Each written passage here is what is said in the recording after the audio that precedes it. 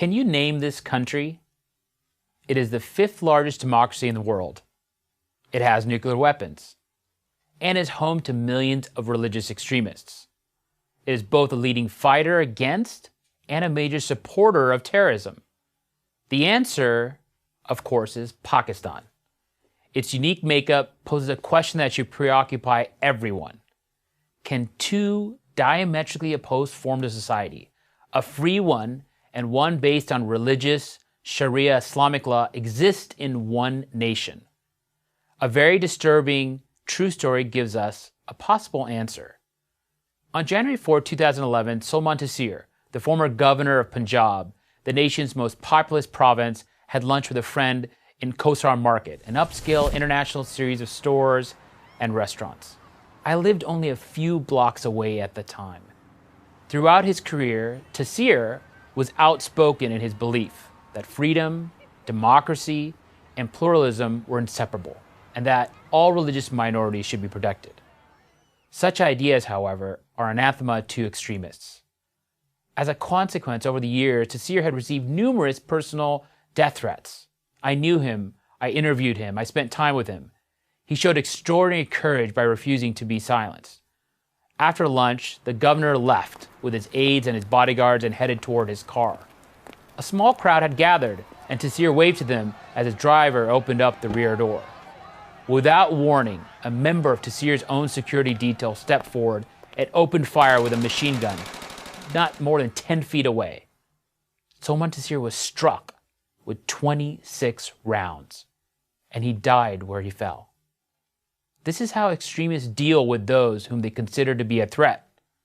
They kill them. But our story doesn't end there. When the assassin Mumtaz Qadri entered the criminal courtroom in Islamabad, he was met by cheering crowds who showered him with flowers. The cheering crowds believed that Taseer had deserved to die.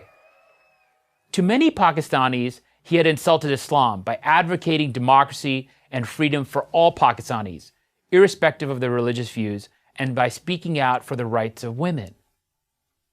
In the following weeks, Pakistan's Islamic parties led marches and demonstrations of upward of 40,000 people honoring Mumtaz Qadri, the assassin, and celebrating Taseer's death. What was even more disconcerting was that Pakistan's moderate political leaders remained silent. They issued statements acknowledging Taseer's assassination, but not one stood up and decried the murder of this brave and honorable man. The trial was held and Qadri was found guilty of murder. But it gets worse. After the verdict, there was an enormous uproar against the judge, who received so many death threats that the poor man had to go into hiding.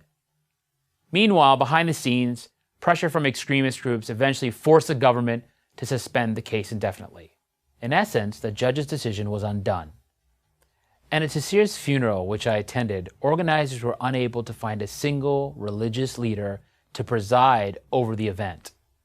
The extremists had sent a clear message. Anyone who opposes them could be targeted for death anywhere and at any time. Stories like this are not uncommon in Pakistan. Despite Western hopes, democracy does not necessarily moderate Islamist party platforms and ideologies. On the contrary, Islamists can become even more extreme in democratic settings, at least in the short term. Here's why. Islamist parties are not monolithic. They are diverse and must compete hardest against one another for political power. To increase their appeal to the electorate, each party claims to most authentically represent their religion. This can lead to murder, as the case of Salman Taseer demonstrates. Ironically, however, this competition among the Islamists is a sort of a blessing. It prevents a unified Islamist front that would make theocracy possible. Democracy survives in Pakistan, in other words, because the Islamists split the vote. This split buys the forces of democracy some time. But in order for democracy in Pakistan to prevail, the moderates, and that still means the overwhelming majority of Pakistanis, must show the kind of courage that Salman Taseer did. They must stand up to the Islamists and hold the country together until the flames of religious extremism die out. Right now, the numbers still strongly favor those Pakistanis who believe in Western ideas of pluralism.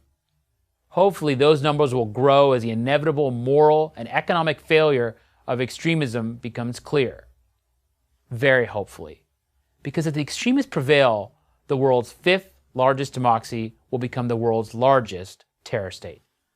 I'm Haroon Ullah, adjunct professor at the Georgetown University School of Foreign Service for Prager University. Join Prager University. Click here to subscribe to our YouTube channel. Click here to sign up for free at prageru.com for quizzes, contests, and prizes.